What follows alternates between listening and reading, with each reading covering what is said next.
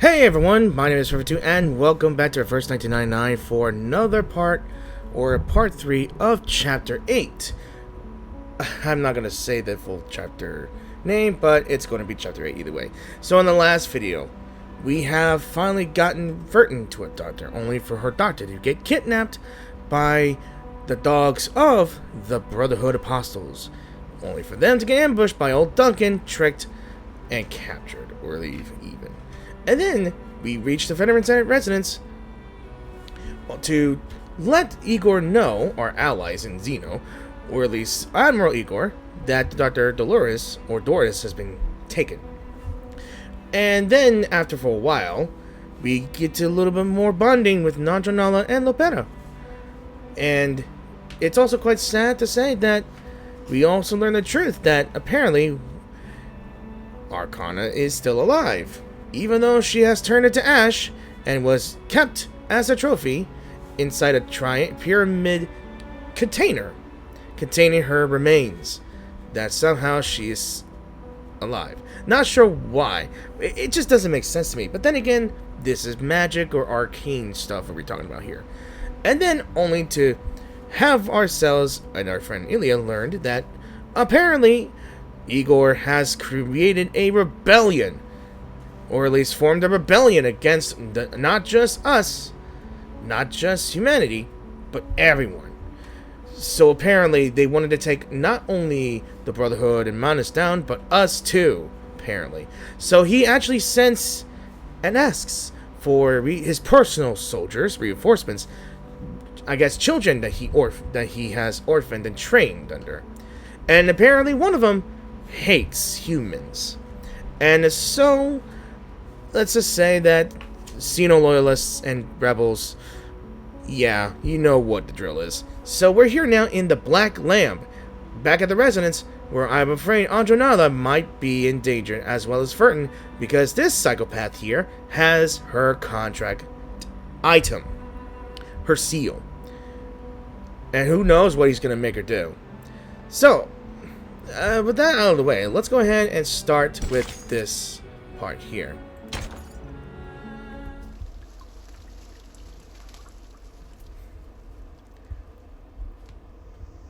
I know the fact that I'm always talking a lot, and I know you guys won't let me talk a lot. So the pieces are falling into place. Lopera has gone to the Colonel's manor, as Admiral Igor planned. If Mr. Duncan moves quickly, he might make it to the manor in time to meet her. The early morning sun scorches the courtyard. White rum is still tucked away in her bottle, fast asleep. What are you waiting for? Admiral Igor has sent reinforcements. We were instructed to await their arrival at this location. Only if they knew that those reinforcements are not reinforcements, but instead they are assaulters. Some time has passed. The sun has now risen well into the sky, but the reinforcements are yet to arrive. Igor? She tenses up at the name. Do you know him? No, I don't. Come on. And I don't want to know him either. I want nothing to do with those Xeno madmen. Come on, just tell her the truth. She knows him. She's hiding something. Yes, you gotta stop hiding, girl. Stay away from them, Burton. Trust me, They are here. A young man with an eye patch strides into the veteran's residence, followed by a squad of soldiers, all armed to the teeth. Greetings, Timekeeper of St. Pavlov Foundation. I'm Ptolemy, the commander of Igor's Sentinel unit. Ptolemy? No one at the base has mentioned such a name before. Are we setting off now, Commander Ptolemy? Setting off? No. It's Lopera's mission to take care of the doctor. My mission, well, it concerns the young lady behind you. Huh? And she knows it. I wasn't informed of this. What does she have to do with Xeno? Is it because of what happened at Tuesday's motel? As far as I'm aware, the Xeno officer at Tuesday's motel committed suicide. Kimberly had nothing to do with it. Oh, Stefan? I couldn't care less about him. If that's the case, then why is he here? The door opened all by itself. What door? I'm not stupid, you know. Miss Kimberly somehow escapes the base, and suddenly I find her with the Timekeeper, who I hear took a detour to a certain tower before she left. Is he using it as an excuse to make an excuse to attack us, man? So, Timekeeper, care to explain why you helped Miss Kimberly, a member of Manus Vindictae, escape? Oh, so the captive in that tower was Miss Kimberly. She gives him a no answer. Per the Admiral's orders, I will now escort you back to the base, Miss Kimberly. And please, don't make me resort to violence. No, I'm not going back there. Aw, she takes a step back, her body trembling all over. She's too frightened to run. You'll kill me, just like those Xeno soldiers. Ptolemy's soldiers raised their guns just as the others did when they executed the deserters. Now, let's just get along, shall we? This isn't an arrest, Miss Kimberly. It's an invitation. He reaches into his pocket and reveals Xeno's sincerity. It is, there it is. A succubus should follow her instincts. Come on, obey your master. A toy. Unremarkable, even ridiculous, yet utterly terrifying to her. You know, you were close, Kimberly. You almost found it. It was hidden at Tuesday's motel, just like you thought. Stefan thought it was just a wind-up toy. What a fool. Give it back! Yes, that's the spirit. Come with me, and I'll... Don't! He's not going to give it back to you. I know he's lying. Of course he is lying. Oh, so you'd rather stay with the Timekeeper. I guess you need a little reminder of who your real master is. Soldiers, prepare to fire! Oh, look at his face, how it changes, like there's markings on it now. Well, look at that. Now his real colors are forming, huh? Come together to conquer this great waste. No, perfectly understood. Keep up the pace. Stay back, I say. Keep calm. I must push on. Loading, charging, loading. Okay. Target confirmed. Faraday's miracle. Aim and shoot. Why? I'm doing this in auto. Shell, damage. Extinct, charging. Bask in the sunlight. Please, Eliminate Otto. target. We gotta get rid of this big dude, however we can. Under attack. No, loading. Shall I, Master? This is for us all. The light that illuminates all. Those gates! The sparkling of the sea, the shimmering of scales, there is always a light to follow. Some dreams.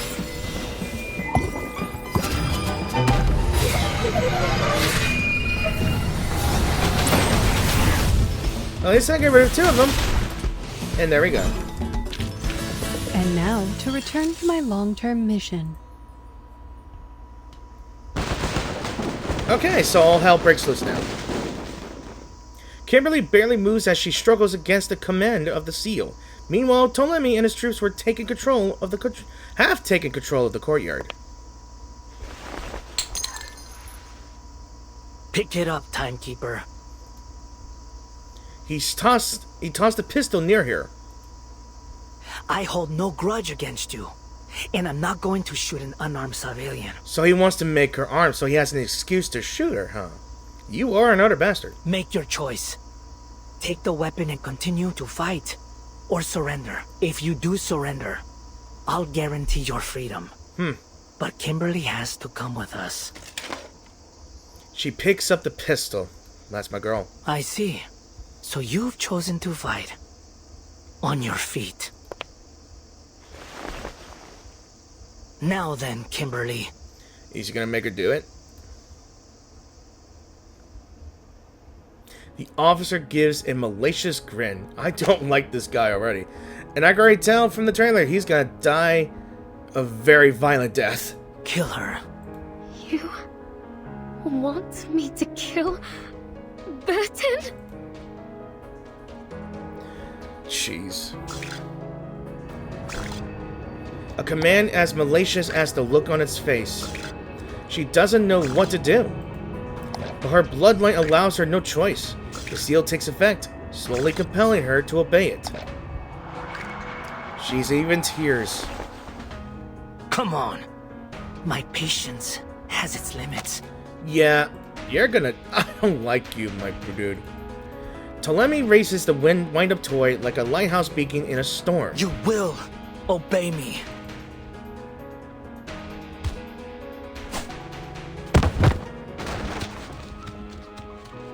Compulsion, an attack so swift that there is no time to react. The succubus looms over, her eyes hollow, her beastly claw poised to strike. Ptolemy will say anything to ensure she enacts his will. Do it, demon. Your freedom for the life of a stranger. But she's not a stranger.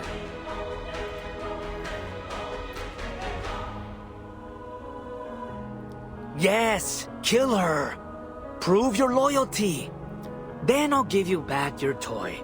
I promise. No, he won't. And that's not loyalty. That's slavery, you...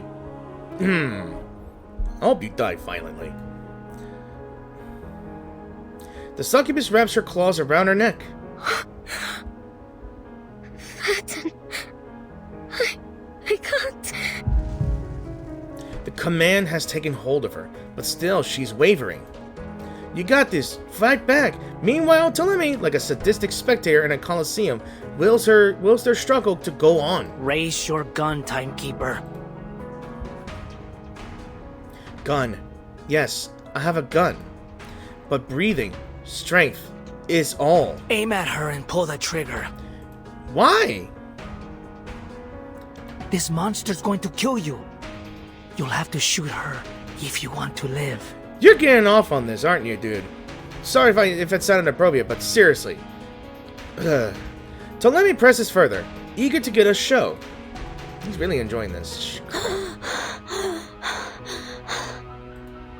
No matter how hard she resists, the succubus within her must obey. Her claws tighten around her neck. She can hardly breathe. Oh no. No, I don't. You can do it. Resist. Her struggle is as futile as her tears. Obey your master. Don't do this to me now, game. Sorry. Her claws start to sink into her neck. Yes, give in. Just like that. Sick. Look, Kimberly. She picked up the gun. Shouldn't you kill her before she kills you? I'm starting to hate this dude. Even that, I've already hated him since the last video. She obviously values her own life over yours. And she won't hesitate to fire a bullet through your heart. To her, you're just a horrifying beast. Why don't you shut the hell up and let her decide for herself? Jeez. I mean, look at you. You're a succubus. A demon born to be bound to a master. Born to be controlled. His contempt is palpable. God, I hate seeing her like this. No! I don't want to! She's pleading. Tears pour down her cheeks. Please. No more orders. No more running. No more. I don't want to be like my sister.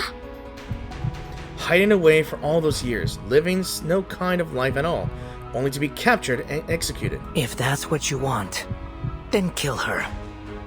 Break her neck. Now, heed my order and kill Burton. Nala, Kimberly, Nala. If this is where you're gonna break control, you might as well do it now. Sorry if I'm yelling.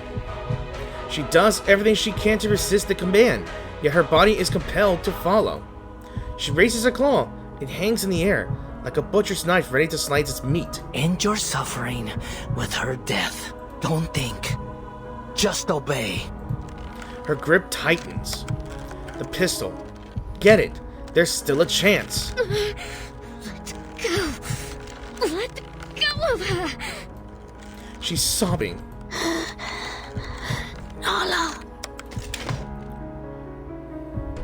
Aim at him. I wish she would have just shot the toy. A cliffhanger like that. God, I hate you guys. Again, we got another one. An intercepted telegram, secrets revealed, another bullet casing left on the execution ground. Again, another clue to a piece of the past of Andronala? Yeah, it is. It is. So we got a telegram. I have nothing to do with any of this. I swear it has nothing to do with me. We need one more to uncover one of the past, I guess. Alright, so the Eye of the Hurricane, another fight ahead, and it looks like both of us are on the ground, and Xeno troops are still here, I guess. Alright.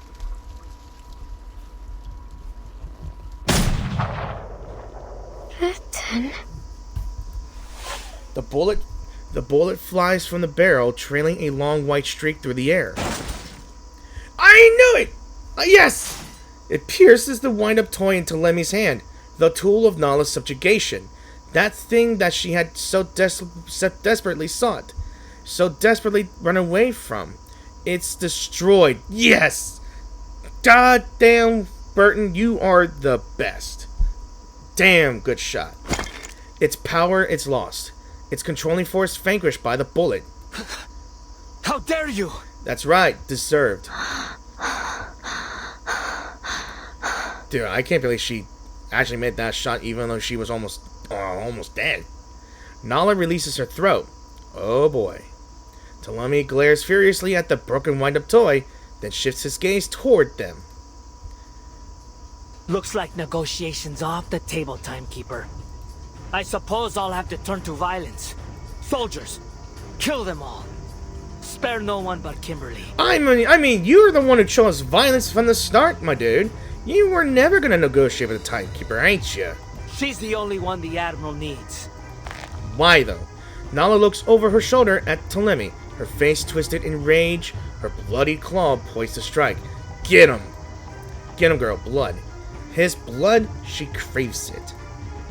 I'll kill every last one of you!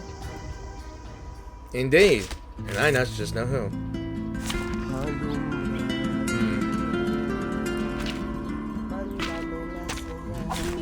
You don't want to get on my bad side, kid.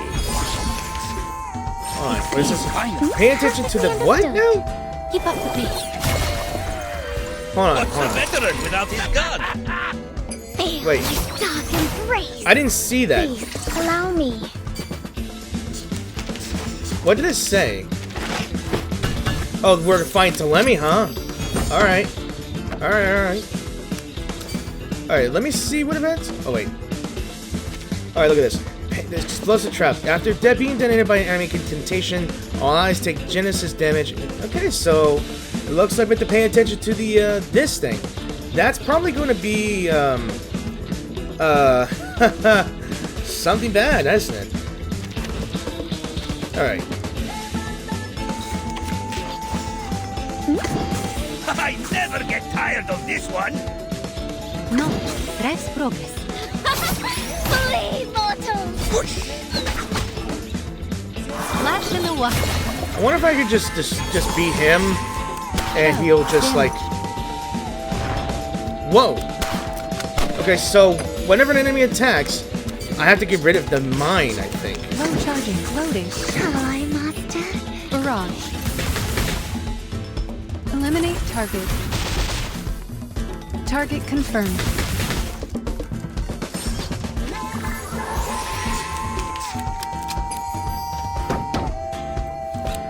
All right. I gotta pay attention to The that. sparkling of the sea, the shimmering of scales. There is always a light to follow. So what happens if I? Dream. Never mind.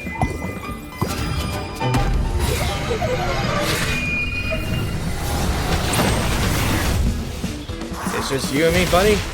Unless reinforcements. Yeah, reinforcements. Alright. Let's reinforce that thing. Recast on you, I guess. Alright. I think we need to... Yeah. I gotta, like, put this on there in order for it to disappear so it won't affect us, I believe. Experience fuels knowledge. Fine. My turn, huh? Perfectly understood.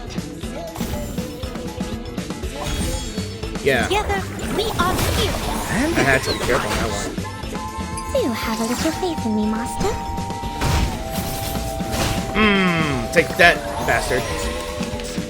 So we still gotta deal with the reinforcements, okay. We dealt with Telemi. Fine. Charging. Perfectly understood. Watch and learn, kids!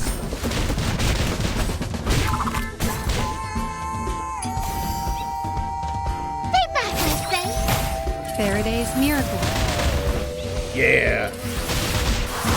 Feel my dark embrace. Alright, gotta deal with one more. Alright, we gotta get rid of the mine first. Yeah, I know.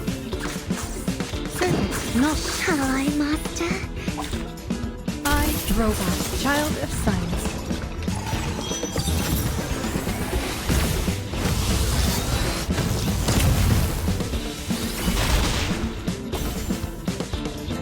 Bask in the sunlight.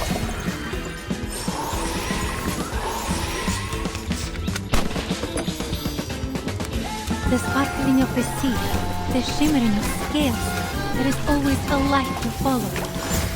Alright, why did my dude shot his rifle in the air? Sweet dream. Weird, huh? But it don't matter now.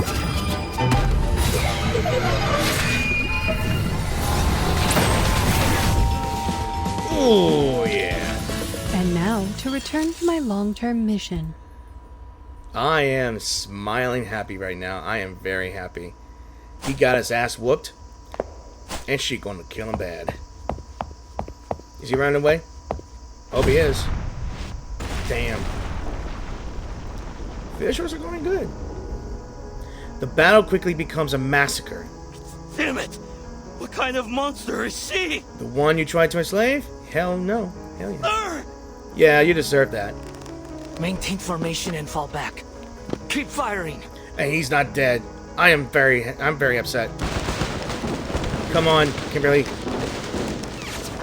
You got this.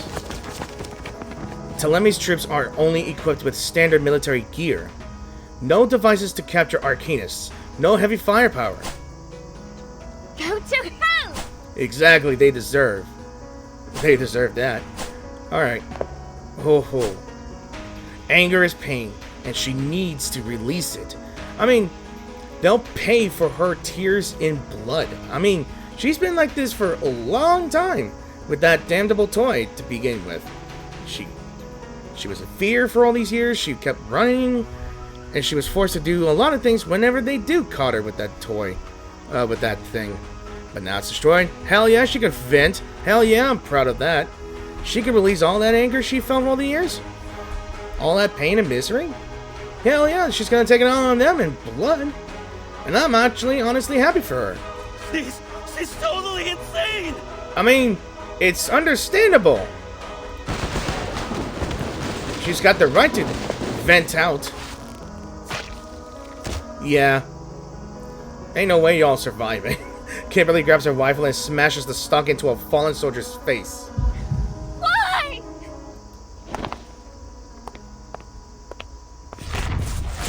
Oop. Whoop. First claws, then teeth. Tearing, biting, slashing stomachs, ripping out throats. Like a wildcat pouncing on a sparrow. Oh my gosh. Oh, good visualizations right there. The Xeno soldiers fought bravely. Hell no, they haven't fought bravely. They were just scared. They fought cowardly. Had they not been enemies, they might have made excellent allies. It's a shame, truly a shame.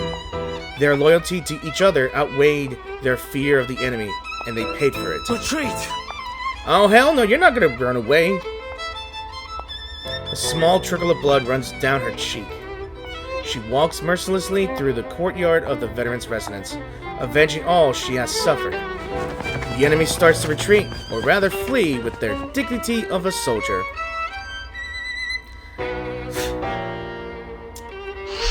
I am so pissed off that he got away. But I'm still gonna pray that he dies violently. The air is filled with a bitter scent. I am not a lamb for the slaughter! No, you're not, girl. No, you're not.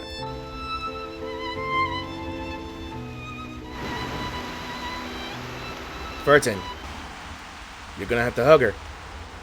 Calm her down. The rain comes suddenly, washing away the blood spilled in the courtyard. It's over. They're gone. And she collapses.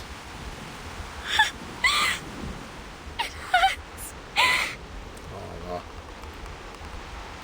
pain. Like thorns in her heart. Everything will be fine, Kimberly. There you go, Burton. Comfort your wife. I'm just kidding. She's crying. The wind-up toys lies nearby, shattered like her spirit. Burton. If she ain't gonna be loyal to Burton, she's gonna be loyal to her now. She spreads her hands and gazes blankly at the sky. I'm here. It's okay. You're going to be alright. The marigolds in the courtyard are stained with blood. The place is a mess. Mariana's cat den has been blown to pieces. Jesus. Perhaps she'll make a new one. You're no longer bound by anyone. You are you. No contract, no seal. Exactly. The wind-up toy's been destroyed. Mm-hmm. It's been shattered into pieces. You're free, Kimberly. You don't have to take orders from anyone anymore. You are your own master, Kimberly. You got the whole world. Kimberly doesn't have to take orders. Hell no, you don't.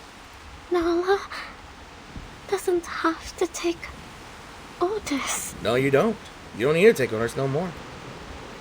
She repeats her words as if she's drowning, and they're the only pieces of driftwood to cling to. Come. The rain subsides, and the sun shines again. If you've got nowhere else to go, you can come to the Foundation with me if you like. I'll let them know you risked your life to protect me from the Xeno rebels. Anyway, the choice is yours. Nala breathes heavily.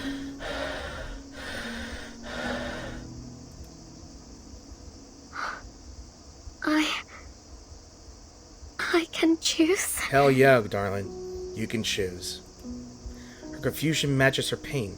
Yes, whatever you want. No one can control you anymore. You belong to no master, only yourself. She knows how to say the words. Belong to myself.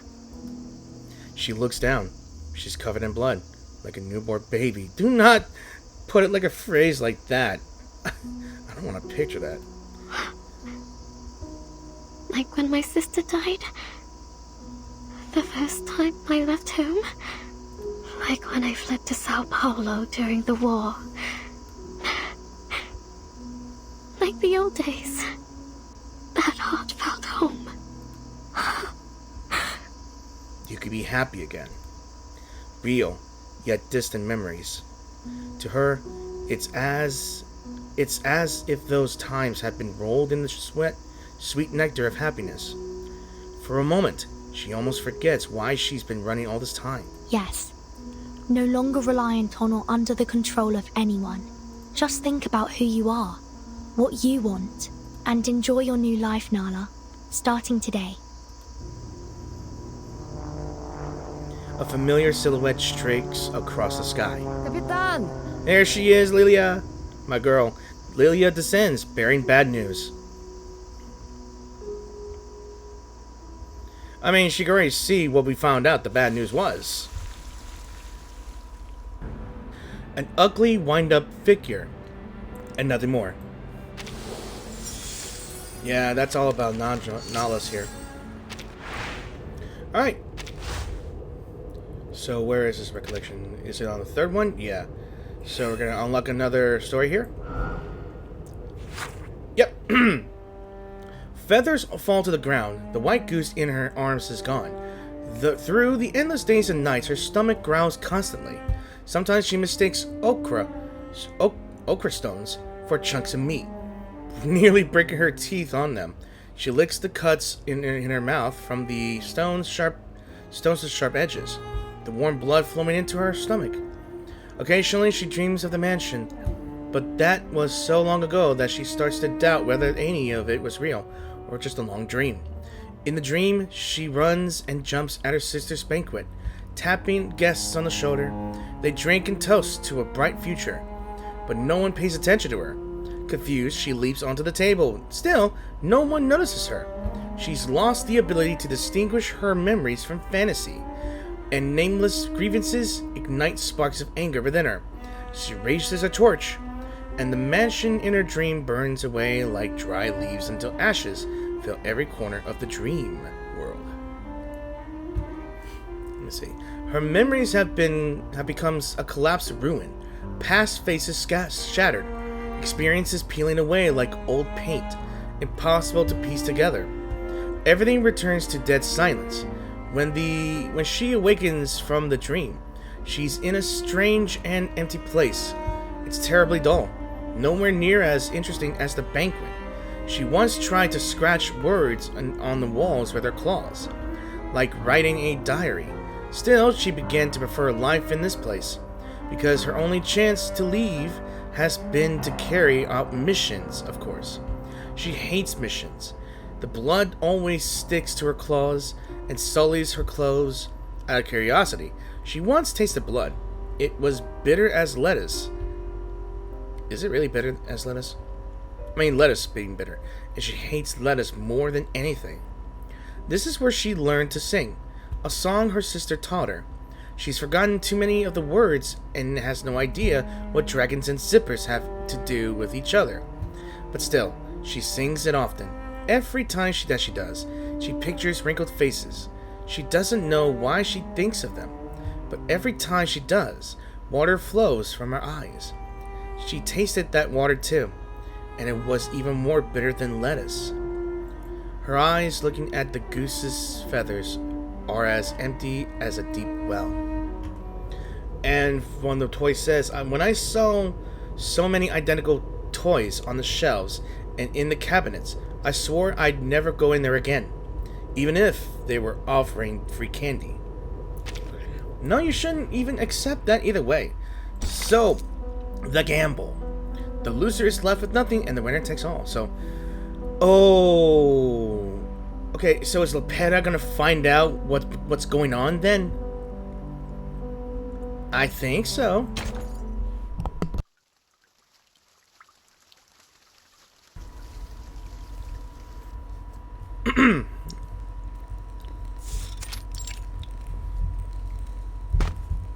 The master of the manor sighs. All this time, waiting for Zeno. I really want nothing more than to clear up this little misunderstanding of ours. There's no benefit to me hurting you.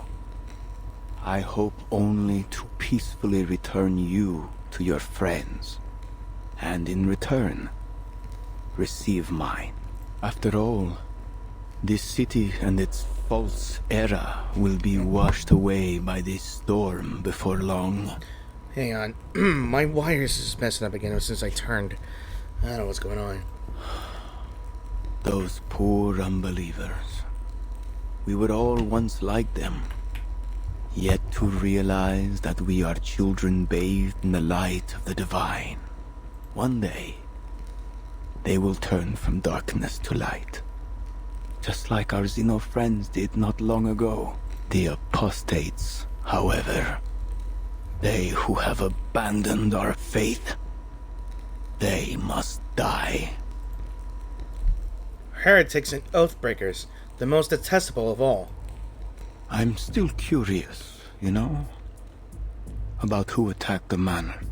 Who disturbed the meeting between the Apostles' Brotherhood and the messenger of the great Manus Vindicte?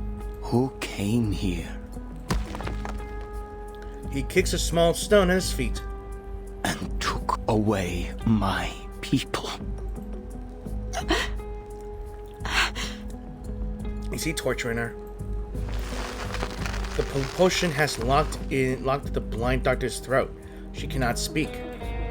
I wouldn't be surprised if Martando's already messed things up in the favela. But he turns his back to the doctor. As long as he continues to recruit young arcanists, it doesn't matter. People like him are useful. Tools to be used to our benefit until they're lost to this storm. Isn't that also how Zeno uses their soldiers, Doctor? As currency to be spent and lost? A chip may roll away from the gambling table, but it will only find itself at another. All the world's a casino, and all the men and women merely chips. We have no choice but to take our place at the table. He looks at the doctor. At least Manus Vindicte promises these soldiers a future. A future worth looking forward to. The Sufferer will be reborn, and the Apostles' Brotherhood will sail south with me. We will become followers of the Sufferer, undertake their trials, and their grace will be bestowed upon us. He leans close, whispering in her ear. And with their blessing, no matter how many times the world is reversed, we will stand firm, for we will be immortal. Yesterday is within our reach, dear lady. He's lost it.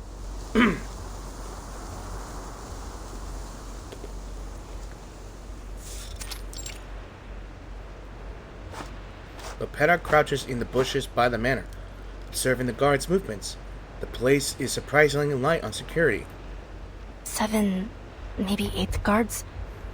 No way to get through. Damn. Cautious footsteps approach from behind. Who's there? Oh, sweet Mary. I finally found you. I bet you didn't expect to see me here, did you? An unexpected ally. Duncan? How did you know I was here? Shh, keep it down now. Our friends at the Veterans Residence told me everything. The Timekeeper said you were going to the manor alone. Why, would you look at the beautiful greenery? Are you heading to that chapel? Amidst the distant greenery, just past the building before them, peeks the chapel's bell tower. Yeah. If the doctor's in there, I have to find a way to break in. Do you have any plans? Reinforcements? Reinforcements? No time for that. Just watch. I can handle this myself. How though? The path to the chapel is well within the sights of the patrolling guards. Unless you dare to join me, old-timer. The old veteran answers with an action. He lowers his sunglasses and lifts his blowpipe. Give me a few darts. Okay, here's the plan. You lure the guards away, and I'll check inside the chapel. She tilts her crucible and, in the flame of an arcane scale, produces a few poison darts. She hands them to the old man. All right. When I take my shot, I'll head that way. You stay hidden in the woods and make your way to the other side. He crouches, aiming at an unfortunate guard's neck. The guard drops instantly. Intruder! Over there! Alarm sirens blare. Lead them toward the river. Duncan catches the smoke bomb tossed by Lopera. Let's make this a little more exciting, shall we, boys? He lobs the bomb, aims his blowpipe, and pierces the bomb in midair.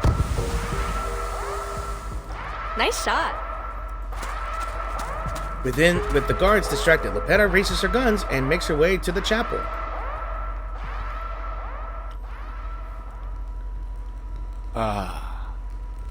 It appears someone has come to your rescue, dear lady. I like the fact that the alarm is blaring in the distance. Like I could barely hear it. I'm not surprised. Santos gazes at the doctor. He holds a small control button in his hands.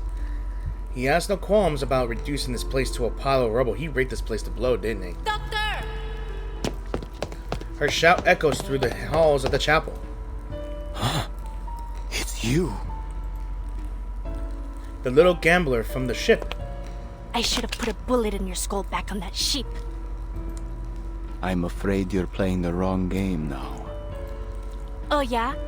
So what does the winner get this time, Dr. Torres? She steps toward the enemy on the pulpit. Santos spreads his arms. No. There are no prizes. You and I are nothing but specks of dust in the wind. Cool mask though. Damn.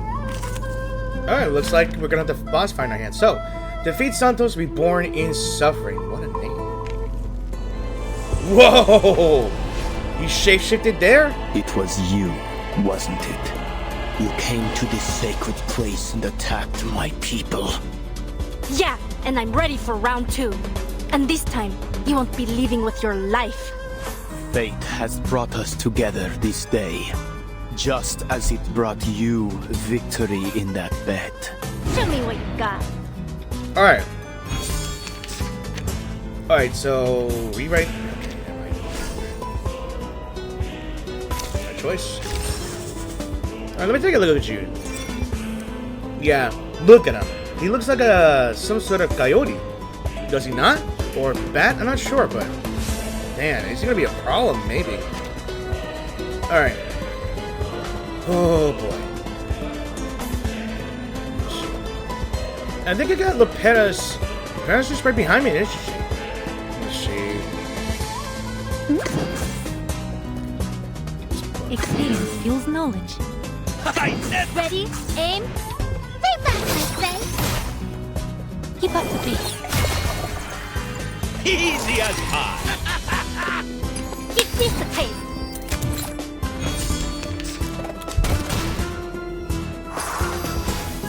Come on. Put Oh, he's got some power lightning. behind it. In battle, Lopera's Omen can accelerate the channel's effect. Okay.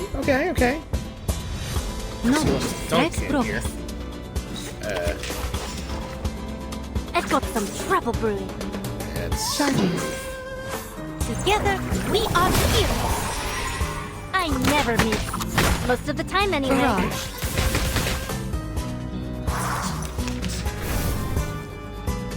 what is this? What is this? The ammunition? Alright, that says probably reload. Get ready! This is going to be a crowd pleaser! Perfectly understood. Wait for the pop!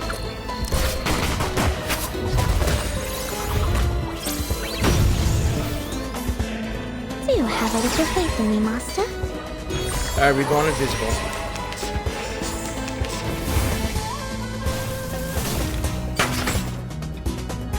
See how my skills glisten in the sunlight. Let's see.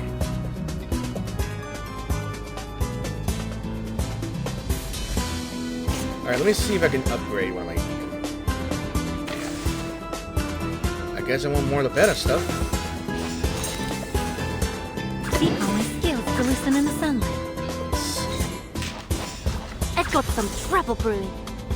Choose one incantation to discard. Guess I got no choice but to get rid of this one. The sparkling of the sea, the shimmering of scales, there is always a light to follow. Ha! My crucible really has a mind of its own. I got more depleted ammunition. Why is that? Oh, damn it. Right. Get ready! This is going to be a crap Loading. Wait for the pop!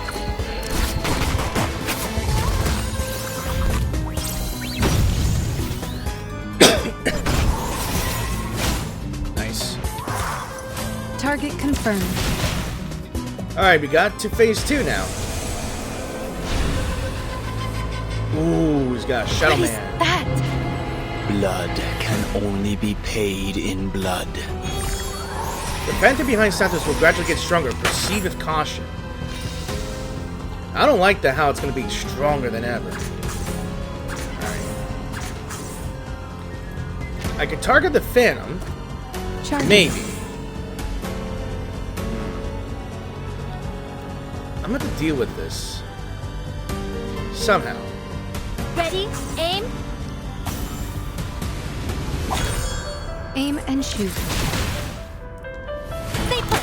This will hurt longer if I miss.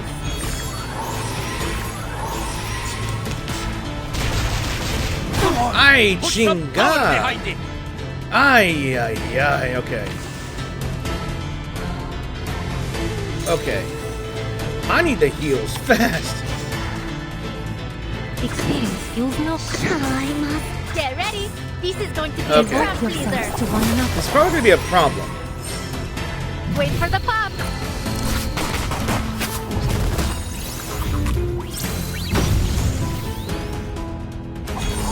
This is probably going to be one of those situations where I have to go to breezy difficulty I, Robot, Child of Science. if I don't get through this.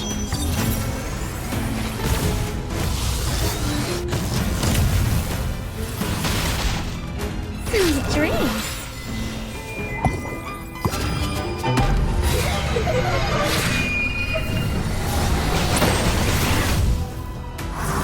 I gotta get rid of both of them if I can. Like, really, both of them. Knowledge drives me. Fine. My turn, huh? Bask in the sunlight. Keep calm. As long as you hit the target. Come on! Put Ooh. Okay. Oh no, not Duncan. Okay. I'm down a man. Man down. Man down. See how my skills glisten in the sunlight. Yeah, who's needs healing? I think we need more healing than ever. Experience fuels knowledge. The sparkling of the sea, the shimmering of scales. There is always a light to follow. This is for us all.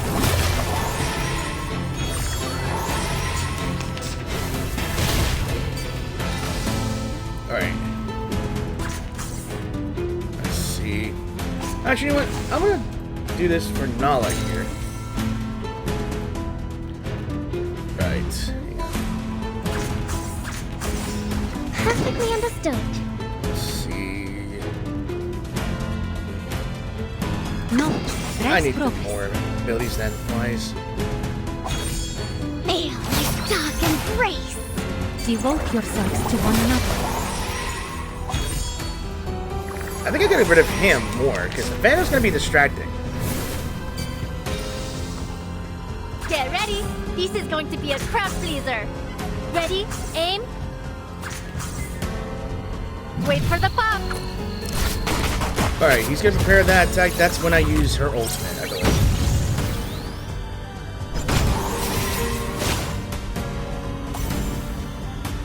Give this a taste.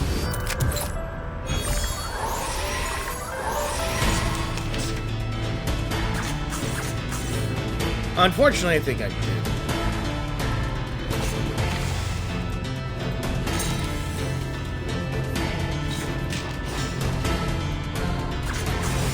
I've got some trouble brewing. Alright. Fire. This is gonna suck. I can tell. That's nothing. Alright.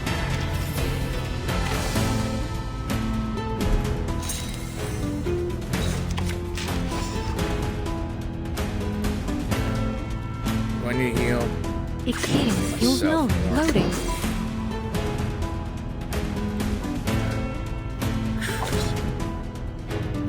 This is for us all. Eliminate target. Damn it! Okay, you know what? I'm gonna have to start over. I'm sorry. Eliminate target. Stay back, I say. Alright, so I can't kill the Phantom. That could be helpful, I believe.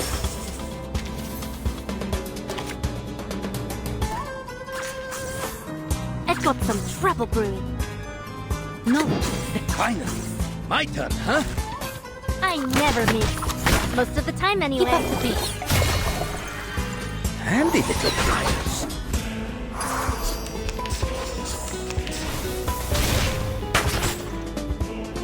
Alright, she shot him dead, apparently. Experience fuels. Ready? Aim. Splash in the water. Stay put. This will hurt longer if I And miss. it is blood and gold that stain this land. I'm tired of playing this game of prayers, and I've had quite enough of you, little gambler. Alright, what's your final form in this one? Our Wait, courage really? and determination brought us victory. Okay, so Everyone, you have my respect. Okay, so unfortunately for me, I had to like do this in breezy because, well, you know, I'm terrible at building teams, right? And if I lose two of my important teammates in this team build, then I have no choice but to start over or at least do something in a lower difficulty. So, story-wise.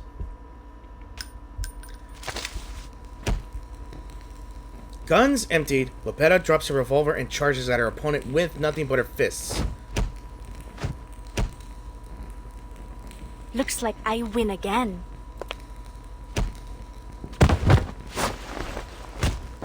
She kicks the weakened Santos to the ground, pinning him by the throat, her fist poised. Yes. Yes. You won this round. He lies among the rubble, blood trickling from his mouth, smiling as Lopera's fist hovers above him. But I'm afraid there won't be a table left to play the next. Because you just got this rigged place to blow, huh? So long, little gambler. What? Perhaps it's time you paid a little more attention to your friend. What did he do? Oh, damn, I knew he rigged the place to blow. He presses the button in his hand. After a loud bang, the chapel starts to crumble. In Lopera's moment of distraction, Santos kicks her away. He vanishes amid the chaos of the explosion. Damn it! Now there's no one but Lopera, the doctor, and a building that's about to crush them both. Mierda! She grits her teeth and runs to the pulpit, freeing the bound doctor. She tries to speak, but the effects of the potion still hold her throat in a tight grip. We can talk after we get out of here. She hoists the doctor onto her back and carries her through the falling debris.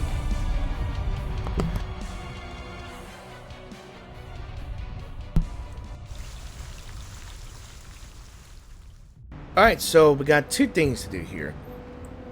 First of all, we're going to go all the way here and see what this is. Something about a book or whatever. Some lost codas. 5, they are greedy, they are cruel, they want to slaughter their own people, so we stand up. 6, we inspire kindness and mercy. 65, when the sufferer is sent to heaven come, they will under the guidance of angels suffer for the people, and the springs will cleanse them for their sins, and thus heaven will arrive. 589, let those willing to join us, let those unwilling to be crushed by crumbling stone. Be loyal to your kin, protect the interests of your kin, and say nothing to mankind. It kind of looks like a Bible for the Arcanists and the Brotherhood, right? Yeah, that's what it says right there. So we got another one for Duncan, I believe. So a photograph from the 1961 peacekeeping mission in the Congo, with the photographer, exact date, and location all lost to time. Alright, and then we have 20. But first, this must be the final files for Mr. Duncan here. So we got the pliers. Yes, we've already did that. Then we have the photograph. So let's go ahead and connect this and see what the past brings us. The night at the veteran's residence is alive with laughter as the farewell party for Mr. Duncan unfolds as planned. Empty wine bottles on the table pile up like fortifications. Hiccups. As Galeno spurs the crowd on, urging Mr. Duncan to share some tales from his younger days. That's a fine idea. Don't worry. Old Duncan might have had a few drinks, but he's not about to spin yarns just to fool you all. Mr. Duncan chuckles, rubbing the white stubble of his chin. Whether it's pink dolphins, headless mules, or treasure maps inside giant snakes, it all happened exactly as I told you. Yeah. A barrage of adventurous stories hits the listeners like a volley of cannonballs until late into the night. When Mr. Duncan signals for everyone to settle down, he pauses for a moment, then begins to speak slowly. Next is a story that's not so cheerful, one that's I saved for last. I am sure my oldest friends here remember the 1959 Lufthansa flight incident? Lufthansa flight incident. Yes, it took my whole family from me. Looking back, I was like a training dummy knocked down on me in the field. Nothing left intact except for a pocket full of medals. 2 years later, in the peacekeeping forces in the Congo, I met Don Mariano Martinez. The officers called him Rookie, but he fancied himself the proud lead singer of the military songs we sang. In his language, those two words sounded quite similar. Eventually, everyone just called him Lead Singer Martin. At first, I didn't want to get too close to the Argentine, but I ended up being Lead Singer Martin's roommate.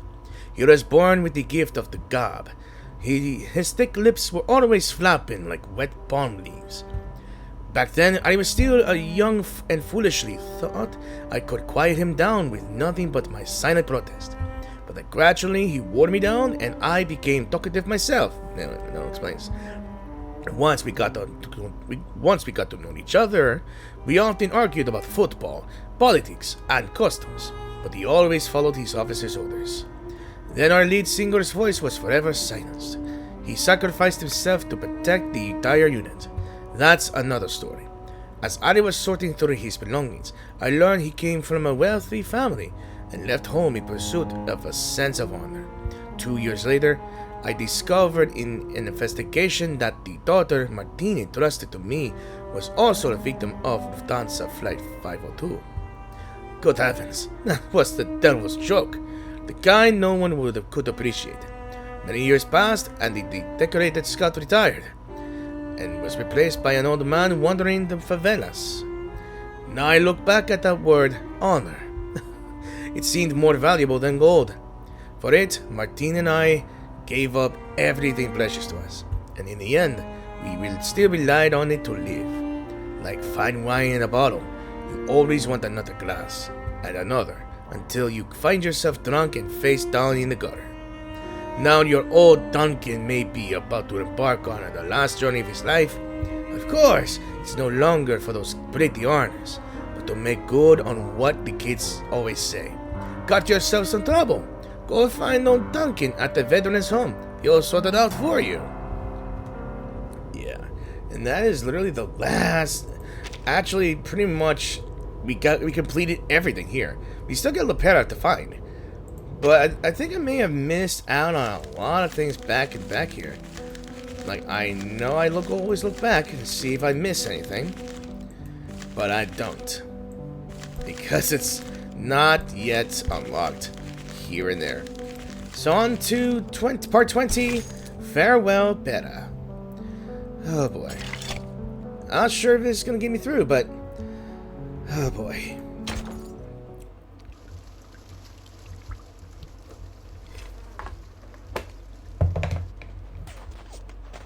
And the fighting's still going on. Eliminate all hostiles. And they're here. Find Lopera and Dr. Doras. Okay, so the rebels are here. Oh, yeah. Following the Admiral's orders, Mulder has followed the tracker button signal to the manor. But she has arrived too late. What remains of the Brotherhood have no desire to fight. They scatter, putting a swift end to the gunfire. The blood-splattered sugarcane field burns, and amidst the smoke and blood, Mulder searches for the doctor and her sister.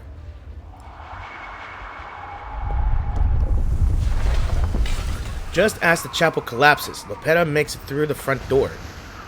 Huh? Where have the Brotherhood guards gone? Neither Duncan nor the Brotherhood guards greet her. Molly! Oh no. Pera, thank goodness this tracker button still works. What happened in the chapel? I had the fight with Santos, but he got away. Weren't you supposed to go to the veterans' residence? She flashes a brief, bittersweet smile. This is still a victory, I'll bet, and a perfect one. Rescuing the doctor is our top priority now. Dr. Doris sits on the muddy ground, cradling her typewriter. I'm so glad to see you safe, Doctor. Great job, Pera. Let's head back to the base with Dr. Doris. What about the Timekeeper? Yeah, what about her? She's on a new mission assigned by the Foundation. It's got nothing to do with us. Lies. I think Lopera's gonna know that's a lie. Father wants me to bring you and the doctor back to the base as soon as possible. Yeah. What do you mean? Yeah, question her. Why the sudden change of plans? Exactly. What's going on here? Press those questions, Lopera. You gotta press it. No one told her about this. Just come already. We're evacuating Sao Paulo. Evacuating? Since when was this the plan? Evacuating? To where? Just follow your orders, Lopera.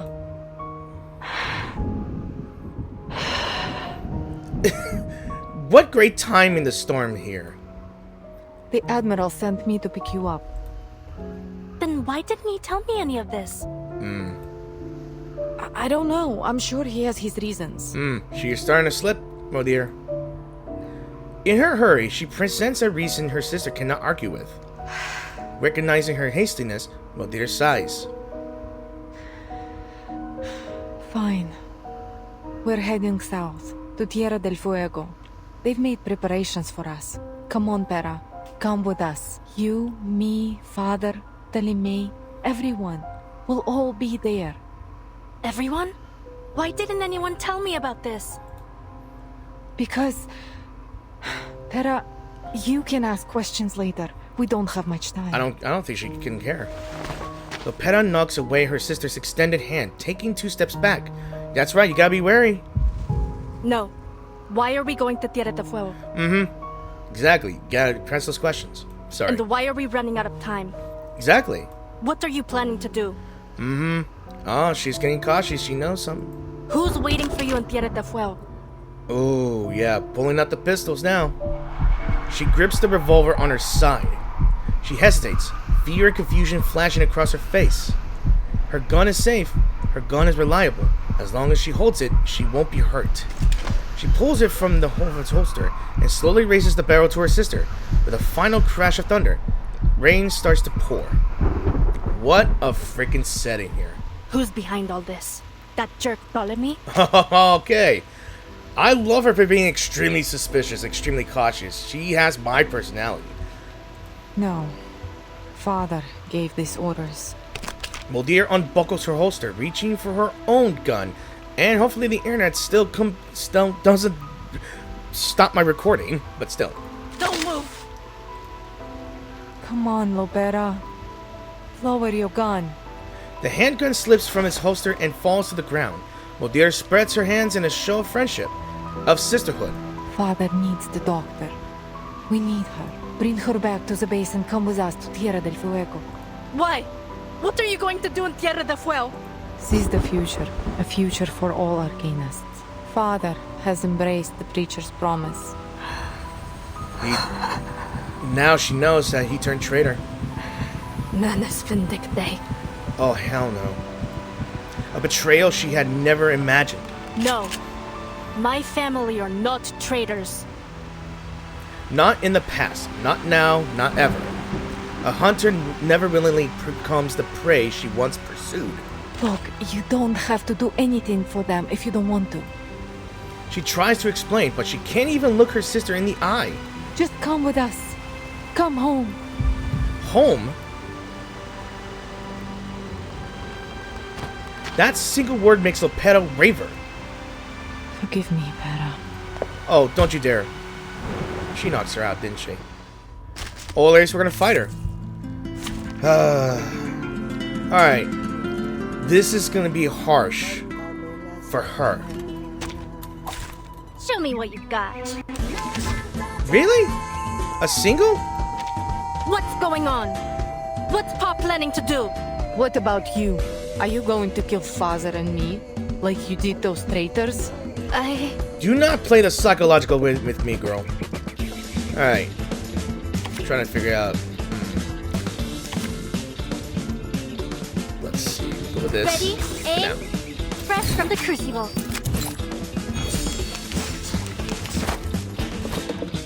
Drop your weapon, Pera. It's time to come home. Why didn't Pa tell me his plan? He doesn't trust me, does he? Did you come here to take me home? Yes. You're lying, Molly. Yeah, she knows that. Yeah, she knows that for sure. Alright, let's get this stronger. I'm gonna regret it. Just you wait. Enough is enough, Pera. You're wasting our time. You mean the time for your scheme? Taking the doctor back is more important than me, right? No. Pera, I want you to come home with me. Home? You call that a home? With a traitor for a father and a sister who doesn't even trust me? She despises Get ready. traitors. This is going to be a wait for the pop.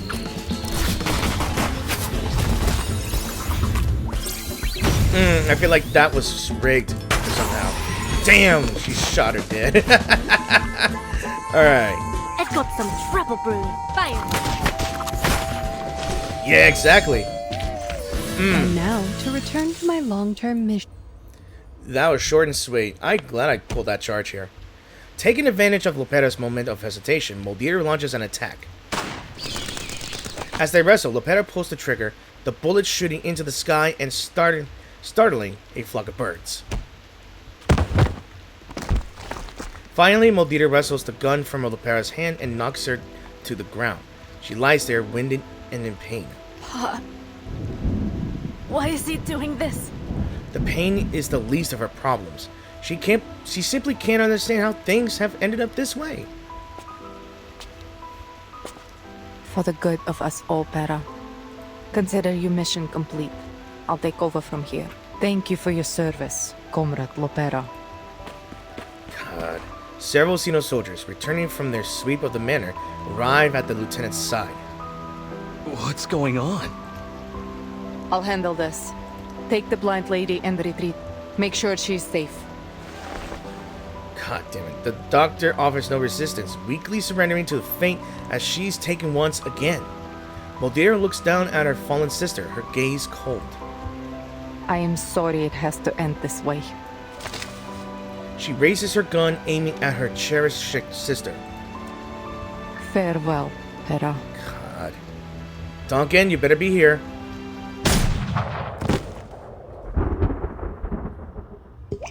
The rain grows heavier.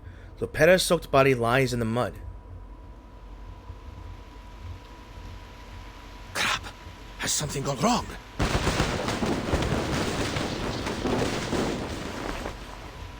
Wait a minute. What's going on here? He pauses at the echoing of the gunshot and scans his surroundings. Xeno soldiers. What are they doing here? As an experienced soldier, he knows not to act rashly. In the distance, a young female officer leads the soldiers and the doctor daughters away, but there's no son of Lopera. That's the doctor, isn't it? Why isn't Lopera with them?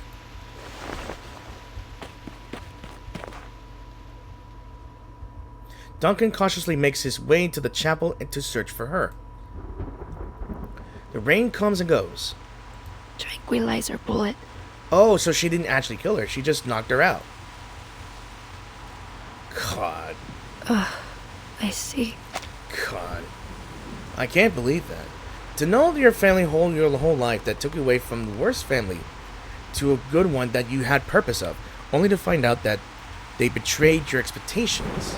Or at least betrayed everything that you followed and stand for. Wow. As the effects of the tranquilizer wear off, Lopera can feel her soaked clothes sticking to her. She sees the tracker button. It's been destroyed. Moldier's bullet must have smashed it. It's shattered. Moldier's aim is as sharp as hers. They truly are sisters. She grips the fragments in her palm, trying in vain to piece them back together. But the rain washes them away. First her biological father, now her adoptive one. Betrayal, rejection. How long have you been planning this? There is no answer to save for a crash of thunder. She asked no one but herself. Am I really the only one who knew nothing about it?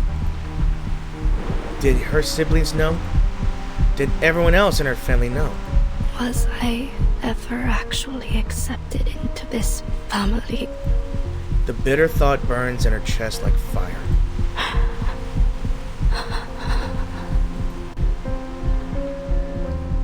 God. She forces herself up, her arms shaking as she heaves her body upright. Tears, rain, they both become one. I have to tell the Timekeeper. I think she has the feeling that she already knows.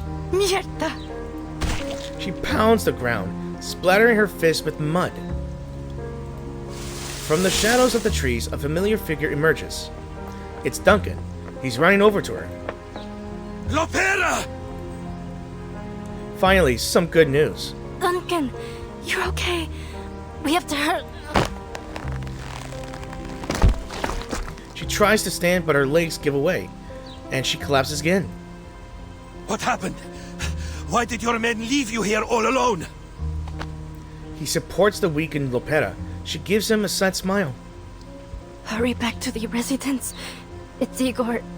She can't bring herself to finish the sentence. The sky clears and the heat of the blazing sun washes over them once more. God. It's even unbearable for her to utter the words. Yeah.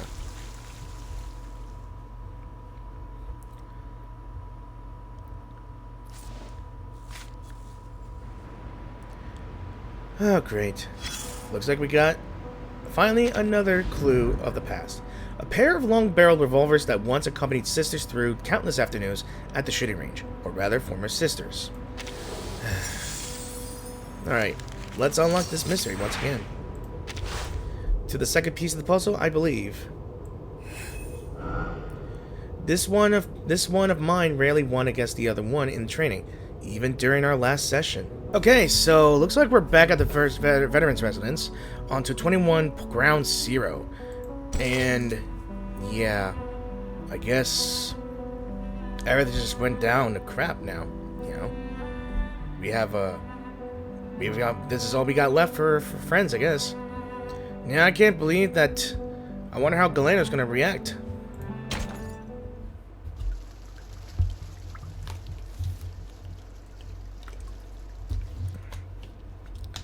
Oh, there were some people there. It has been one hell of a day. Nala's tears have dried up. Lilia looks around and frowns. I guess you haven't had an easy time either. You guessed that right. Rain and blood. I have bad news. Igor's just started a rebellion. Huh? That's the last thing we need in this time in this time of freaking conflict. Lilia strides forward. He's got an army. What's the situation at their base? Not good. There was fighting and bloodshed. Lots of it. The rebels must have won. She takes a long swig of liquor in the attempt to steady her emotions. Those traitorous bastards. I guess it didn't work. What about Lopera? Did she defect too? Not too sure. All I know is that she was sent to the Colonel's manor earlier. But why would Igor, if Lopera's also joined the rebellion? Worse than expected. The old fart set us up. A burly figure appears in the entrance to the veteran's residence. It's Duncan, Lopera slung on his back. She's injured! Mr. Carson? It ain't Mr. It's Carson. Duncan, kid. It's not Carson, but yeah, there's a bit similarity, but we don't know. But that's not important. Lopera needs medical attention. I'm fine. Damn you, Igor. Waking up from her deep slumber, White Rome looks around to see the courtyard in disarray and an injured Lopera. As Duncan gently places Lopera on a chair, she raises up to her. Oh, my darling little buccaneer. Who did this to you? The only thing that's close to her. God. Lopera, could you tell us what happened? Bloody and dirty, yes, but her injuries aren't serious. She only has a few scrapes and bruises. However, her eyes are swollen as if she's just been crying. Igor. He took Doris. First, Xeno soldiers try to take Kimberly, then Igor orders the kidnapping of Dr. Doris. So, are you going to go after him? That's it. Yes, but you should stay here. Igor still wants you. But why? Why though? Igor mustn't succeed. We'll come back for you later. Okay. Stay safe. What now then, Capitan? There are no Foundation branches nearby. If we request reinforcements, they'll be too slow to arrive. Gosh. What a headache. Then we go ourselves. No choice. Count me in. I have to talk to Igor. He owes me an answer. That you deserve. An answer. Lopera grits her teeth. White Rum, could you take us to the Xeno base? Anything to save the dock. Anchors away, mateys. I hope you got your battleship form. Because we ain't going sailing like you are here. Empty and deserted. Back at the Xeno base, the rebels are organizing the final stages of their retreat. You screwed up. It's just a minor setback. Father isn't happy. Look, I'll deal with her, okay? Next time, I'll... His defeat is a consequence of his own arrogance. It's a bitter pill to swallow. There won't be a next time. We can't just waltz into the Foundation and take her. Anyway, are the aircraft ready? Yeah. Father and the doctor will be boarding soon. Who is she anyway? I don't know. That is my biggest question. Her answer is honest. She rarely questions her father. Her duty is to obey and execute while holding onto a sliver of her own sense of justice. Looks like Father hasn't told you everything either. You should never entrust all the pieces of a puzzle to a single hand. Huh?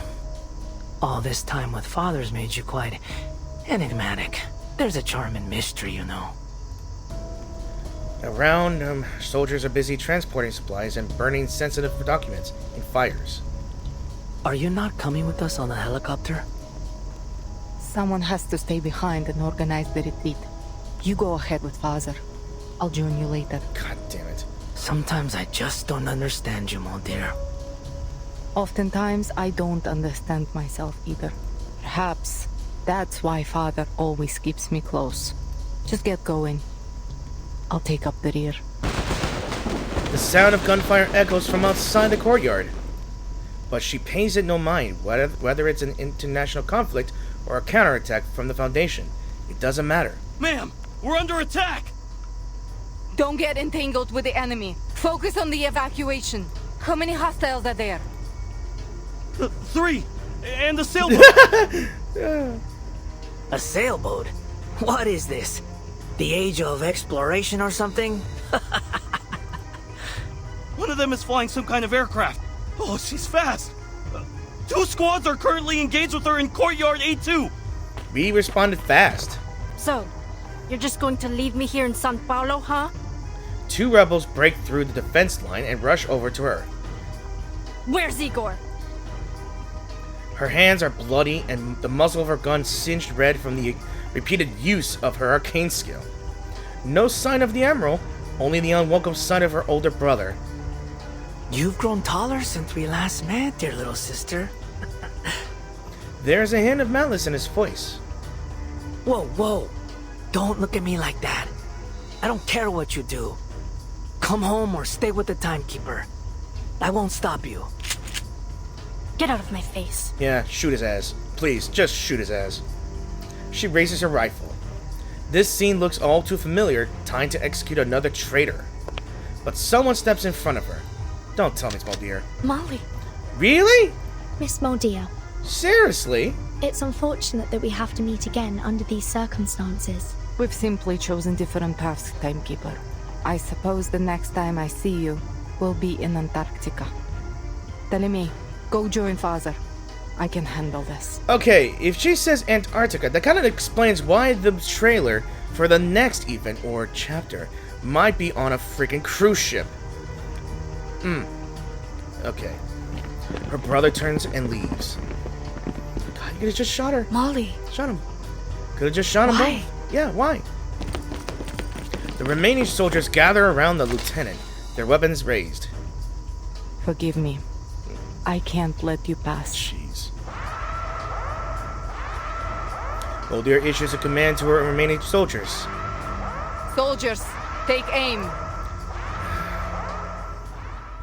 Why is this getting out of hand? Family disputes is as strong as ever. Which of these darlings shall we attend to first? What on earth is Igor trying to do? That's what I'm wondering too. We are soldiers. It's our duty to follow orders, not question them. There are some exceptions. Molly. Hold the entrance at all costs. They must not reach the Admiral. No. Easy as pie. Keep up the pace.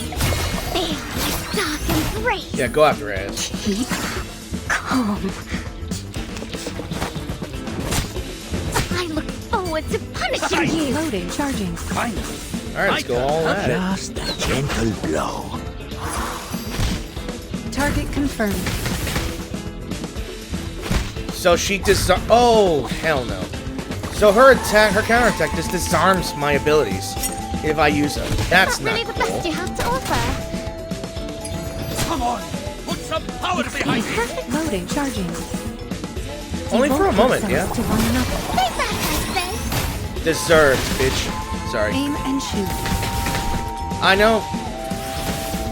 I know she's got Fairies miracle. plenty of reasons, and she'll follow the orders to the letter, maybe. But still, it just Ally master. makes me upset. Flash in the water. There, dark and great. Oh, great. It uses the ability when they're just there. Handy little fires. I'm stop. I'm just bounced. The sparkling of the sea. The shimmering of scales. Well, this one There's happens. always a light to follow. Maybe I should put this manually from now on. Some dreams. Wait, did they uncloak?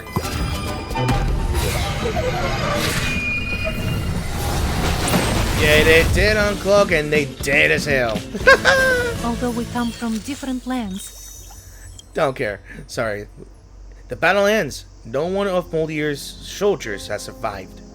She falls against the wall, blood oozing from her forehead and shoulder. Faced with her sister's gun, she cannot, or perhaps doesn't want to move. There's sorrow in her eyes as her gaze meets her sister's. I don't ever want to see you again. And you let her live. As the bullet casting falls to the ground, so too does a tear. We Orally. couldn't halt Igor's escape. So she did execute her sister. Wow. More rebels came at us following the gunfire, and we were forced to flee the base. We failed. Damn.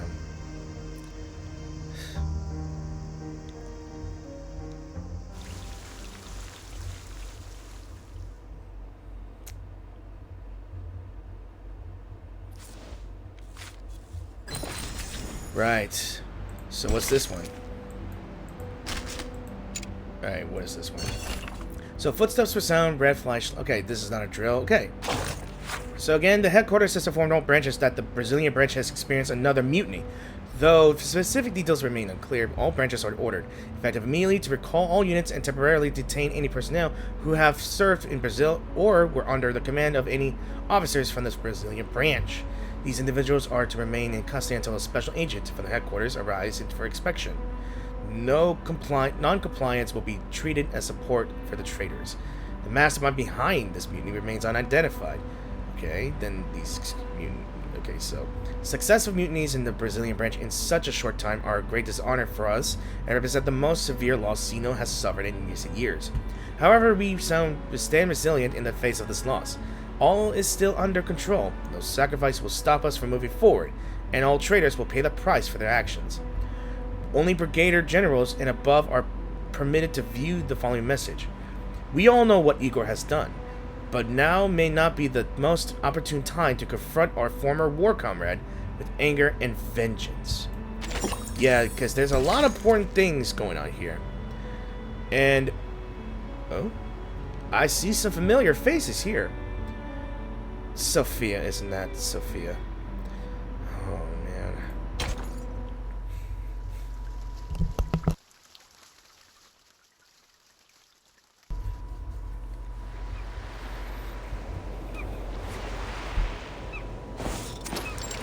So, Tierra del Fuego. You made the right choice. We simply followed their guidance, Preacher. Unfortunately, we failed to bring the succubus. But I did bring you this, and Miss Earth as well. Why? Sophia the Preacher, she's called now. No, Admiral. Not you.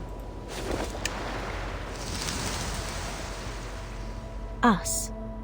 We all need the miracle they bestow. There's a bunch of penguins here. In Brazil. Sorry. My men will not wear the masks, nor will they take the trials. We need no trials to test the loyalty of my children, Preacher. And for now, Miss Earth will stay under my protection. As you wish. The Preacher agrees to all the Admiral's requests. It doesn't matter. None of it matters. She looks southward across the sea. Until next time, Admiral. The Preacher takes the relic left by the Mother of Resurrection and bids farewell to the Admiral.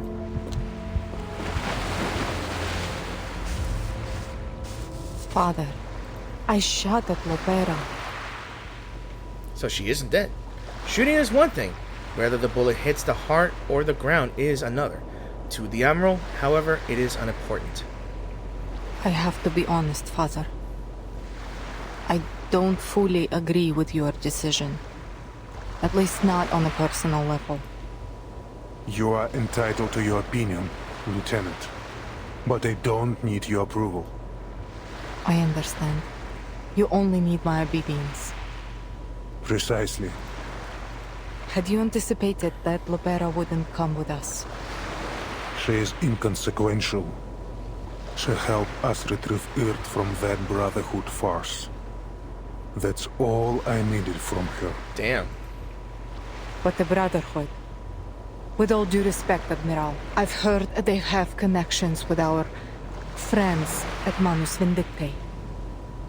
She finds it hard to call those they once fought against friends. Treason is a stain not easily washed clean. I thought you'd make the same choice she did. No. I will always follow you, Father. Just let her be. A lone seagull glides across the sky, calling out as it flies to the warm north. Igor pats his daughter on the shoulder. Now, bring me Dr. Doris.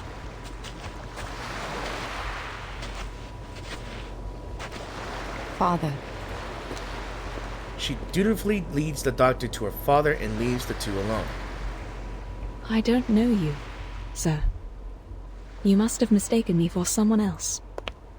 No, I couldn't possibly mistake you. Old friend, in the last days before the millennium, we fought side by side. Memories flood the weathered halls of the old Admiral's mind. In hindsight, that battle may have been a mistake. The storm swept across the world, leaving behind an era of chaos, and we lost our future. The Admiral has never been fearful of sacrifice, especially when it has served the grander goal. But now, another path lies before us. One that we once fought desperately against. A path paved by Arcana. A path leading to a world free of conflict. My old friend. Sadly, she cannot comprehend even a fragment of these words. She's simply Dr. Doris, nothing more. That marble chair the Foundation gave you. What's the secret behind it? What happened to you after you pressed that button? Nothing. Do you remember what happened after you walked into that white house? I'm sorry. I don't know anything about that. She's stubborn, but answers honestly. The old admiral sighs and pulls a stack of Utu magazines from his coat.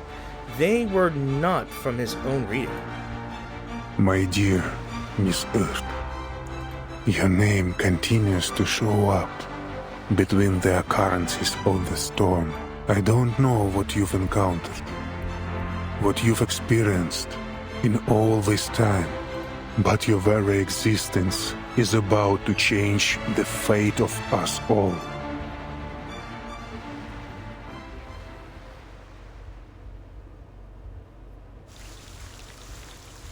Huh. I'm trying to piece together what the hell he's babbling on about. Some say that Erd may or may not have a connection with Utu.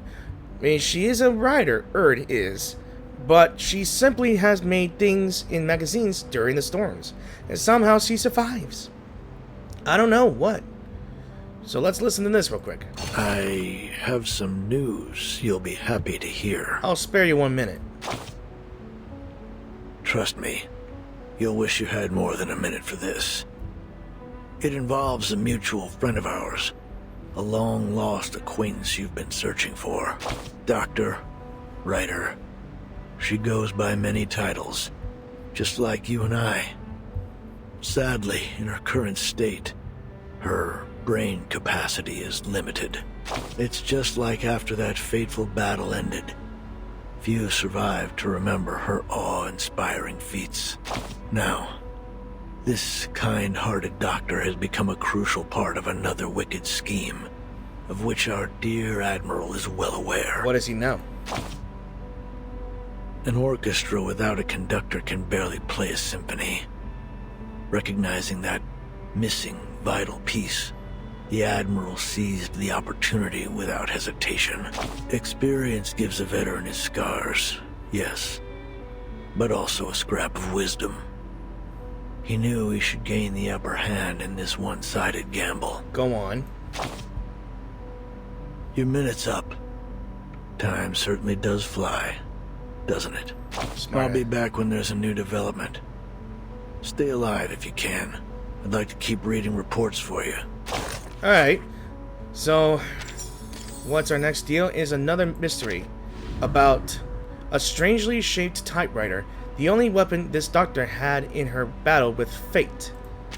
So again, another clue of Dr. Dolores, and supposedly a final clue right here. So let's combine this and see what it beholds. Cholera, malaria, and countless other maladies, some yet to be named by the medical community, weave their way through these streets, touching everyone, human and arcanist alike. The rampant spread of disease serves as a stark reminder. In the face of death, we are all the same. In the labyrinthine alleys of the favelas, life is a tapestry of shared hardship. Here, poverty and destitution know no boundaries, affecting all, both materially and spiritually. The root of disease may not lie here, but the sorrow that fuels the bloodshed in the streets certainly does. People are divided by wealth and poverty, not by the extreme claims that all arcanist suffering is caused by humans. Illness strikes both arcanists and humans, just as hunger, violence, and the ignominy of enslavement are indiscriminately imposed on everyone.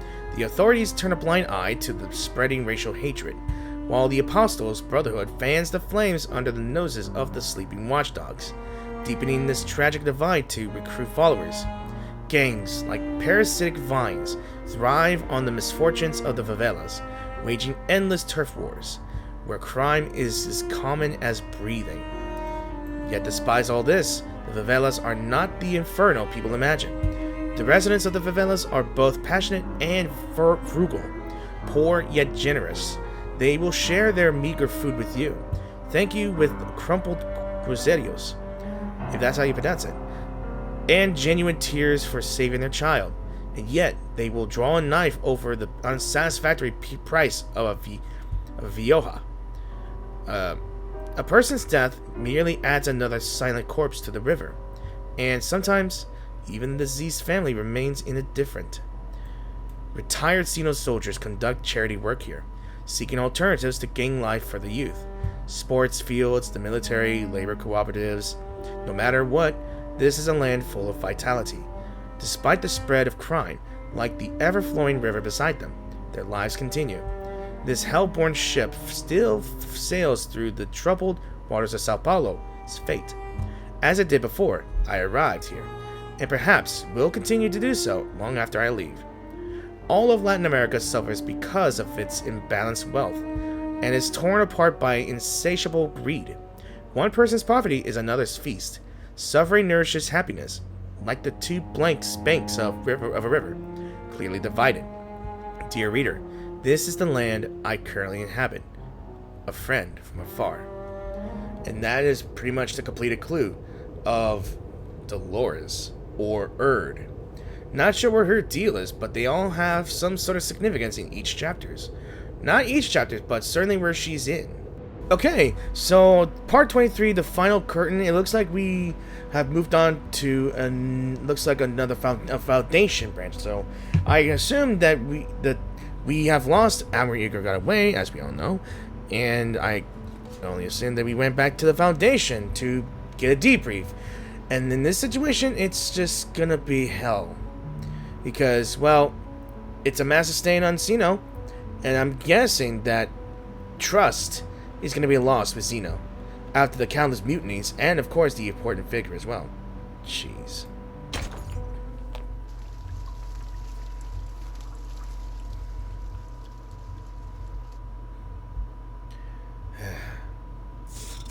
Yeah.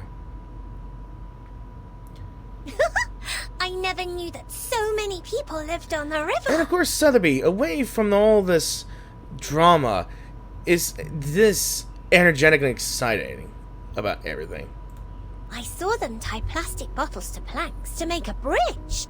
And then they crossed the river as if they were walking on a row of puff-puff fish. It just comes to show that when someone's in a different time era, it will amaze someone to see something new in their lives, because it wasn't happening in their own era or the place to live.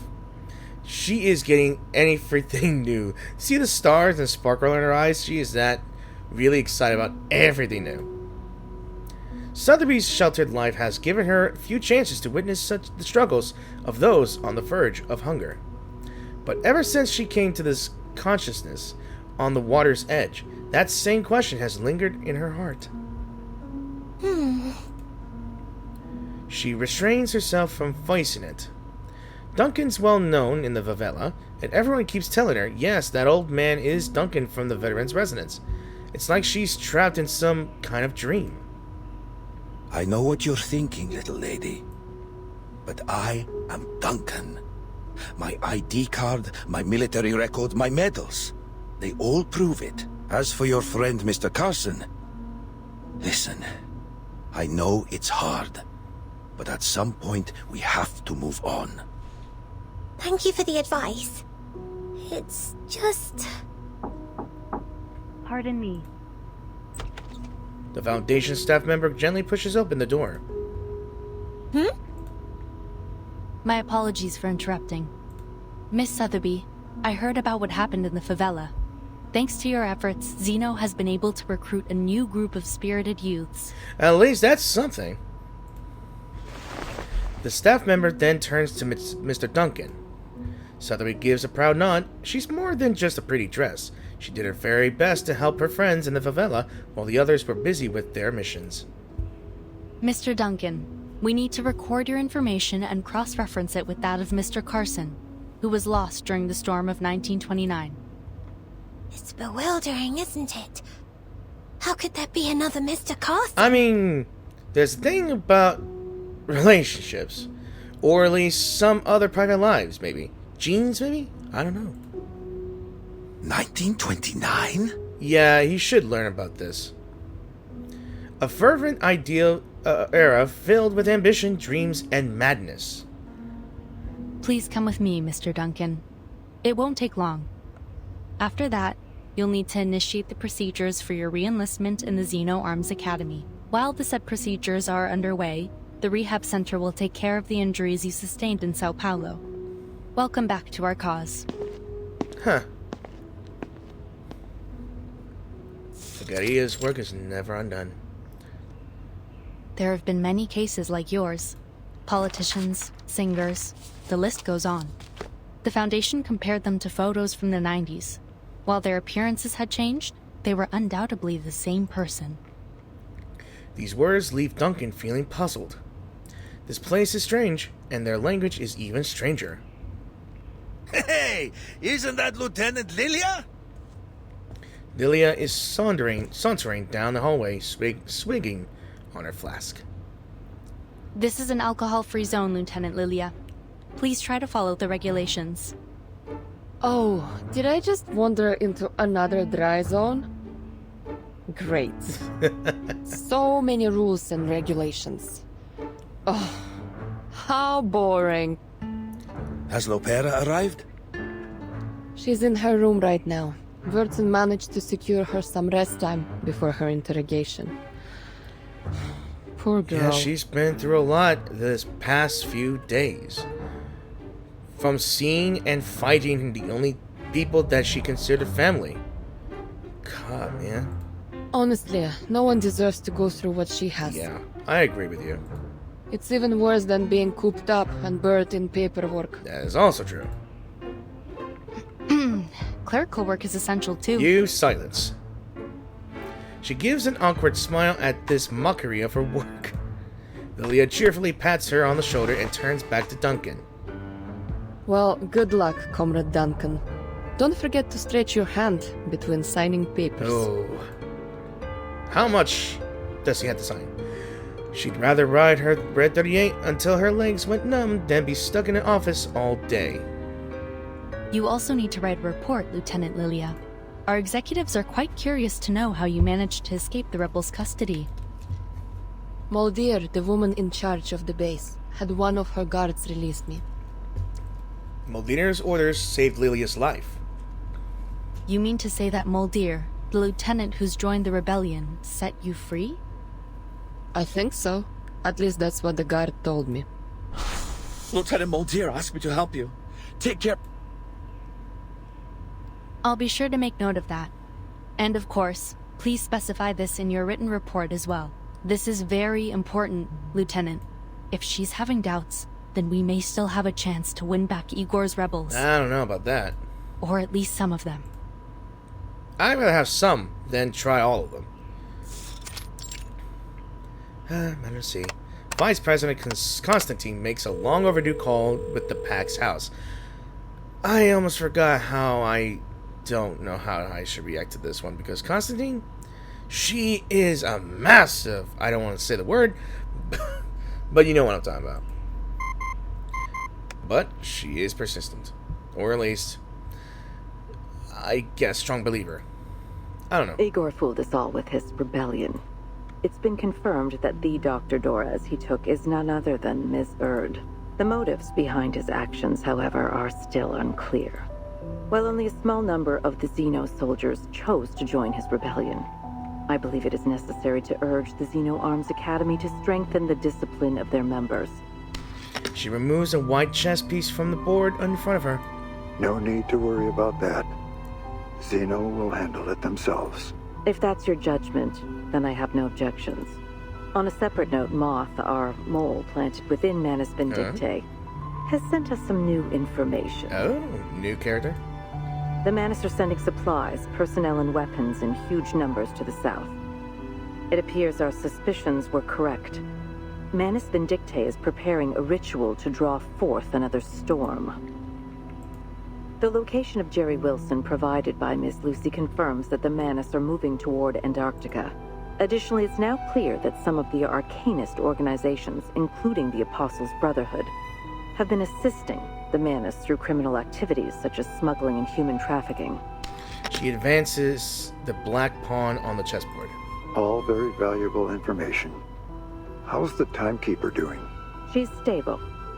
It's worth noting, however, that she brought back a succubus from the Manus. She requested that we revoke the arrest warrant for the succubus and grant her all the rights enjoyed by Team Timekeeper. In accordance with the Storm Reformation Manpower and Discipline Act, I've consented to her request. Excellent. She's the ideal person to keep watch over the succubus. Very good, sir. About Igor. The late Admiral Igor of the Xeno Arms Academy will be duly honored in the headquarters Hall of Merit. His great achievements and remarkable service deserve to be remembered. It's already been like that, and that action just costing him his standing within Xeno. He'd rather be remembered as a hero rather than have to remember them as a traitor. So they treat him like he's dead already. That's all for now.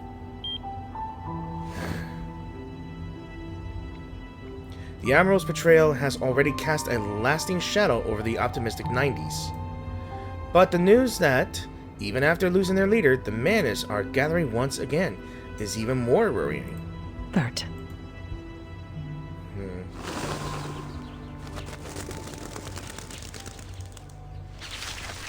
Why is there doves or birds? London, Lima, Ushuaia. The Foundation's reports detail many cases like Duncan's. One familiar face after another turned into someone else. The storm has brought everyone with it to the bright and hopeful 90s. A report from Colombia. The mugshots of Pablo Emilio Escobar Gaviria do not match those archived. Similar anomalies have appeared for other notable figures. There are many such cases, but the most pressing issue now is Igor's actions. Why did Igor abduct Miss Erd? And why does he want Kimberly? One question leads to another, but the answers remain a mystery. And where are Igor and his army going? Why did they defect? It's a maze of questions and clues, and there is no waxwing to peer over its walls, and no thread to guide the way out. Mr. Carson, who was reversed by the storm of 1929, has somehow reappeared in 1990. If only there were some way to look beyond the towering walls of this maze and see things for what they truly are. Or maybe there's more to it. A person pulled under by the river isn't always swallowed. They often wash up on another shore. Possibilities, more possibilities, crows gather and drive away the doves, and by the dry, decaying fountain, they peek at the rainwater. Could it be that? I hate these cliffhangers. I have mentioned this. She makes a bold guess. The storm doesn't kill people. At least, not physically. Okay, that's interesting. That is interesting. Does it replace them according to the prospective era? Huh. Okay, so that's an interesting thought there. So, a bold guess might become true in either way. Now, I hate to compare the actual images of Carson and Duncan while I was not recording, and there are similarities. Turns out, if the storm does not kill people, does it replace them to make them fit in their respective eras and timelines? To create a whole new identity and persona, which kind of explains why the sudden interest, Admiral Igor's interest in Dr. Dolores, or the fact that she showed up in one place or another. Like, we had Dr. Marta, or is it Miss Marta from chapter 7 or 5, her being the doctor there, and then to Dr. Dolores, who is a doctor here in the favela, and then mentions of Miss Erd, I believe. They all have the same haircut, the same blindfold, the same kind of skin, and appearances as well. Quite interesting indeed. Which begs the question. What does Admiral Igor need her for? That's the question. I have no idea. So let's go on, move on to monologues.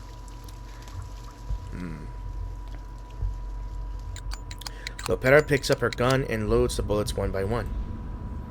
1, 2, 3. God, look at her eyes. She's already this hollow. She's in that depression. She looks dead inside. I mean, betrayed by the family you thought you would know. It must have been agonizing for her.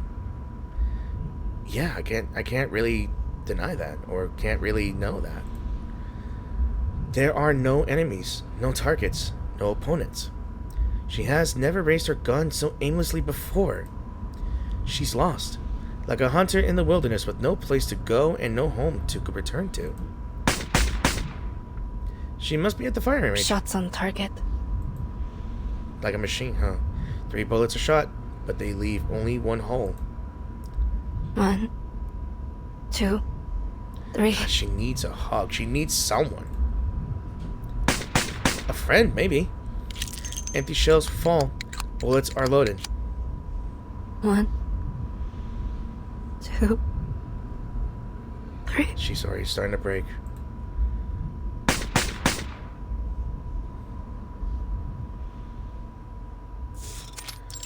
Oh, gosh.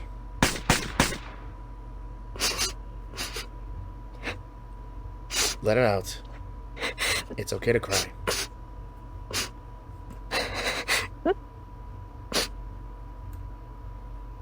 The room is riddled with bullet holes. How many bullet holes? Lopera is numb.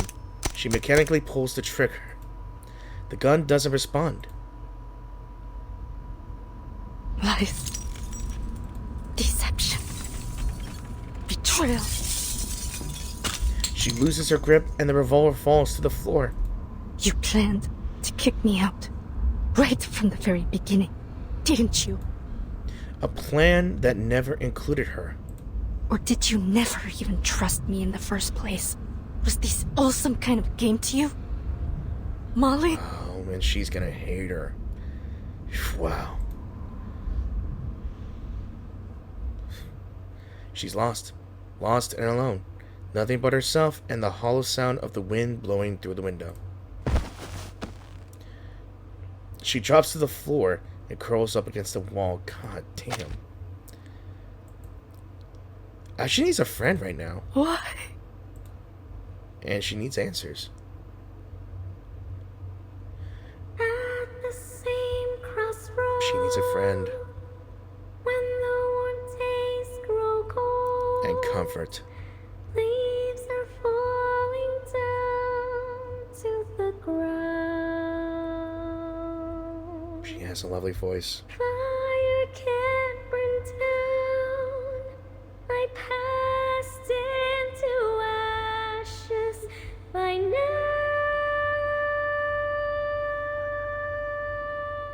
In the melancholy tropic, we say goodbye. I see whispers in your eyes. In the melancholy tropic, we kiss goodbye. You will find someone in your life. You will find the love of your life. I still can't get over how well done this is. The end. That's it. Finally caught up with chapter freaking... She sails down the river of time, from the golden age of piracy to the end of the century. What Rom's travelogue is now available? Wait a minute. Hold on, before I do that, let me continue with this one. We may have already ended the chapters here, so let's look at the other things I have to do. And then, with the final clue, I will finally unlock Lopera's path. So, look guys, look at this. Oh god, I'm not going to read all this one. Numbers. Research excitedly. Ray weaves a scrap of paper like it's a treasure map to a new continent, circling the group and letting the paper flutter in front of each person. More numbers. What are you talking about, numbers? Are those RGB values? Say numbers. Has John Titor infected you? Speak in human language or we're leaving. The gibberish on these papers might be a treasure map. You have to help me crack it. Where's Ulrich? Probably standing in line to buy a ship ticket to Australia. He won't be back for a while. Where did you get this? There was a box of punch cards outside the computer room. I tossed them all into a decoder. You should stop wasting your time. Those might be Ulrich's discarded scribbles for all we know.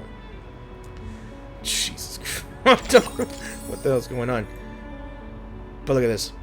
A guest room's Lopera just laying on her bed and she's singing right next to her room. They formed a bond, and I think she was singing to try to comfort her in some way. But enough of that. Its owner has yet to come up with a more ingenious way to win, but at least it provided a little thrill whenever her trick worked. With that, I finally completed this, and hopefully I completed the path to Lopera.